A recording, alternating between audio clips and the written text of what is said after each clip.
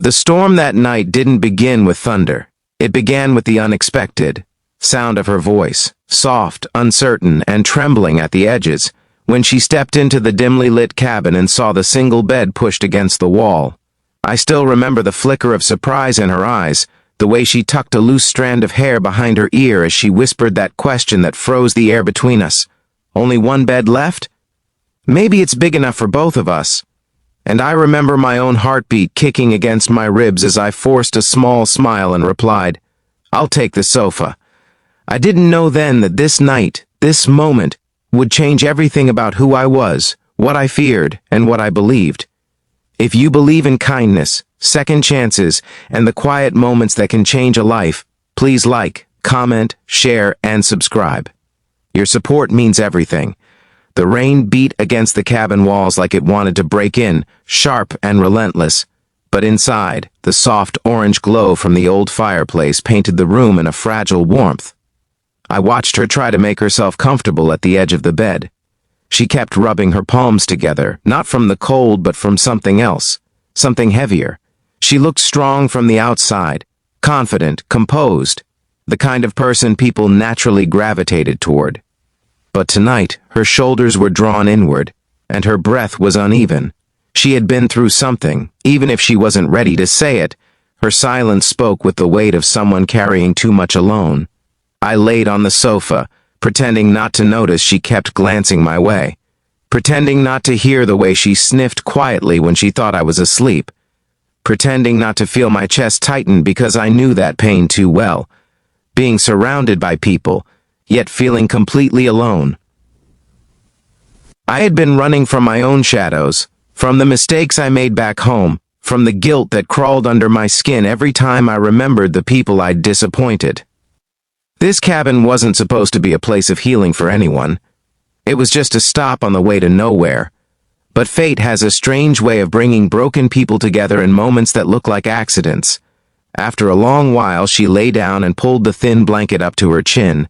The cabin creaked with each gust of cold wind. I thought she'd fallen asleep until I heard her voice again, barely a whisper. She wasn't talking to me, she was talking to herself, words cracking under the weight of memories. She said she felt stupid for trusting people too easily, that she was tired of giving pieces of herself to people who walked away without looking back. She didn't know I was listening, but every word felt like an echo of something buried inside me. Hours passed, maybe minutes. Time felt strange. And then suddenly she sat up, holding her hands against her face, her shoulders shaking. I didn't want to intrude, but there's a moment when human instinct overrides hesitation, when silence becomes more painful than stepping forward. So I rose from the sofa and sat on the floor a few feet from her, close enough for her to feel my presence but far enough to give her space. She didn't look at me, but she didn't pull away either. In that quiet, trembling moment, something shifted, not because of grand gestures or romantic cliches, but because she finally let someone share the silence with her. I spoke softly, not telling her it would be okay, because sometimes things aren't okay, at least not immediately. Instead, I told her that she wasn't alone, not tonight. I told her that hurt didn't mean she was weak, that people who love deeply often bleed deeply too. I told her that she didn't have to pretend she was fine for my sake, and somehow, those simple words broke open the dam she had been holding back for so long. She cried, not loud, not dramatic, just quietly, honestly.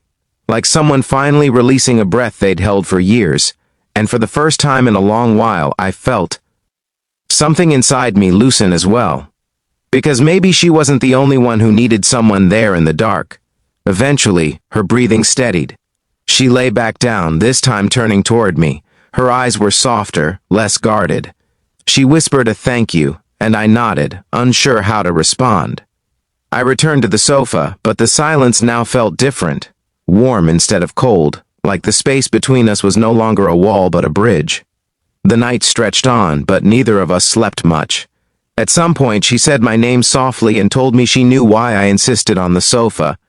She knew I was afraid of giving the wrong impression, of crossing boundaries, of being misunderstood.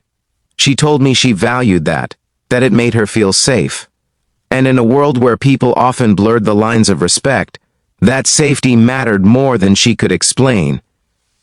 As the first light of dawn slipped through the cabin window, she smiled, really smiled, for the first time since the storm began.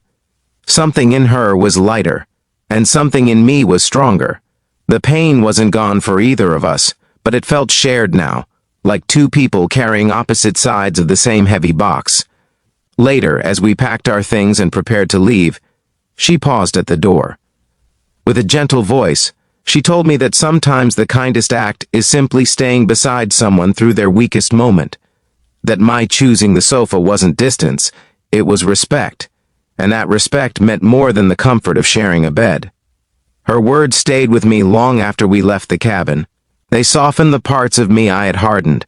They reminded me that even when life feels broken, compassion can stitch something new together, slowly, gently, beautifully.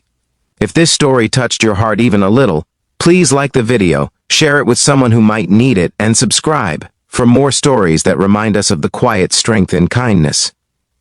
Before the ending, here's a special request. Comment respect is love in its purest form if you felt the message of the story. And so, the storm passed, not just outside the cabin, but within both of us. And sometimes, that's all we need, not a perfect night, but a meaningful one. A night where two people sit in the dark and realize they don't have to fight their shadows alone anymore.